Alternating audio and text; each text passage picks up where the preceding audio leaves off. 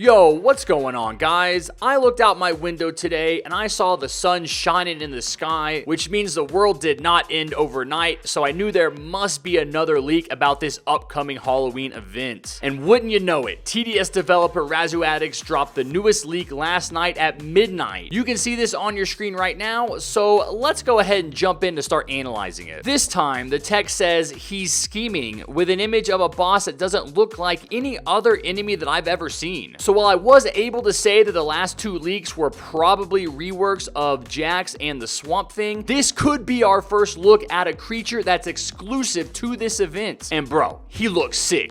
No, not that kind of sick. Now let's examine him to see what we can find out. First off, he obviously has a pink and purple and black look that reminds me of the hardcore game mode.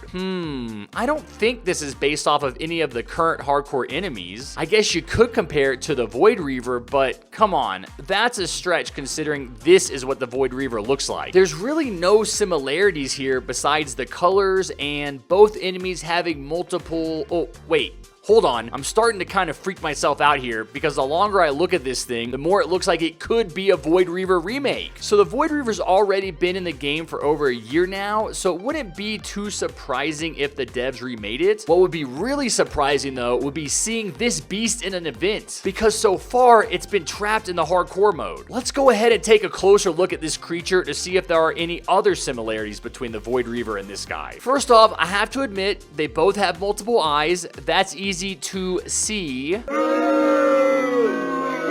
Initially, I thought they couldn't be the same because the Void Reaver has 6 eyes and this dude only has 3. But if these things on either side of his head are eyes, then we can actually see 5 here. And it's possible that this kind of half circle thing here has another eye at the top of it that we just can't see because it's out of frame. Alright, that evidence is kinda weak, so let's keep looking. Another feature that they both definitely have is a set of horns coming out of their foreheads. Unfortunately, I cannot tell from this pic if this guy's horns are connected to this half circle or not, but they might be. Now, the biggest thing about this dude that reminds me of the Void Reaver is this thing right here. And you can see one on the other side too. What is that? I looked at this for so long because I did not want a repeat of the Jax Jace drama from my first leak video. If you look at it closely, it actually looks like it's coming out of his head. This is so weird because if you look at the current Void Reaver, he also has what seems to be 2 additional horns coming from the back of his head and wrapping around to the front. What this leak seems to show is those same 2 horns coming from roughly the same area of his head, but wrapping around to the back instead of the front. And so what might be happening with this weird half circle that he has is that it connects the horns on top with the ones that are coming out of the side of his head, because you can actually see that it connects to those right here. So those are the biggest similarities between this creature and the Void Reaver that's kind of making me think this is a Void Reaver remake, because it seems to have the same 4 horns as the Reaver, and maybe even the same 6 eyes, albeit just in a different configuration. And the last big thing that makes me think these could be the same enemy is the fact that we've been talking about this event having a system in which you fight progressively stronger bosses on each night. The Void Reaver would fit perfectly into this, seeing as it has 700,000 health. By no means is this too much for an event boss to have, because the Frost Spirit had 1 million health. Come on!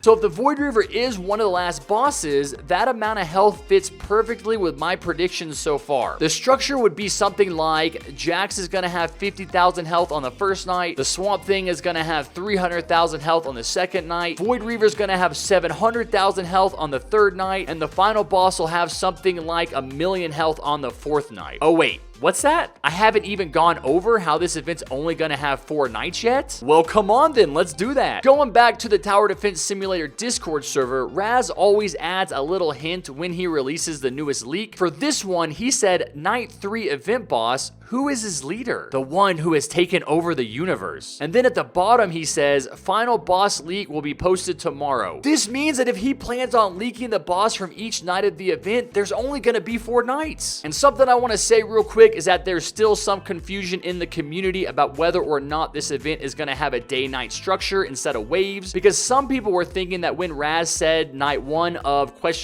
or for night 2 of question mark, he was referring to how many leaks there were going to be and not that each one of these bosses was going to have its own night. Now, I think the way that he phrases this caption here when he says night 3 event boss makes it pretty definitive that my initial guess was correct and each one of these bosses is going to have its own night. So if that's true, and if there's only going to be 4 nights, then I think we can safely assume that each night is going to take about 5 minutes to get through. This would make each game take about 20 minutes, which is about how long it takes to beat the Frost event right now. So that makes sense. Initially, I guessed that there was going to be something like 15 nights, but now that we've gotten a look at some of the other bosses, I think it makes a lot more sense that there's only 4 nights. What's probably going to end up happening is that night 1 will take like 3 minutes to beat because it's got a weaker boss. Night 2 will take 4 minutes. Night 3 will take 5 minutes, and then night 4 will take something like 8 minutes because it has a super strong boss at the end of it. And even though you guys are all in 5th grade, I'm sure even you can add those numbers up to see that if my guesses are correct, all the nights put together would take 20 minutes to get through. So now that we know that the last boss leak is going to be tomorrow night, can we assume that the event's going to be released the day after tomorrow? I mean, I know that's really soon, but Raz has already said that he wasn't leaking anything until they were ready to release the event. So the update might not drop right after the leaks stop, but I think there's a really strong possibility that this event is going to come out this weekend. And allow me to remind you, the winter event was released at like 2 a.m. on a Saturday morning, and last year's Halloween event was released right before midnight on a Saturday. So it seems to me like the devs intentionally released these big updates on the weekend so you guys can play before going back to school on Monday. And that's why I think there's a really good chance this update will release this coming Friday on October 22nd, because the last leak's going to be tomorrow, and then there's 2 more days until Friday. So we could very much expect Raz to announce the release date for this event either when the last image drops or the day after. And if the TDS devs aren't planning on releasing it this weekend, I think they're going to release it next weekend on Friday, October 29th. Man, I really hope he announces the release date with this last leak because I want to play it this weekend. The thing I'm most excited about seeing is how we're going to fight a boss on every night. It really seems like the TDS devs have basically found a way to make the entire event take place during the most exciting part of a game, the end. That's the best part because you have all of your towers placed and leveled up and you get to fight a really strong boss and see if your strategy holds up. This is way better than the traditional wave structure because I think we can all agree that the beginning of a game is the most boring part. You don't have any money, you can't really place any towers, you're just sitting around waiting to get to the harder waves. But with this event, we might actually be starting on the harder waves. Let's go! Let's go!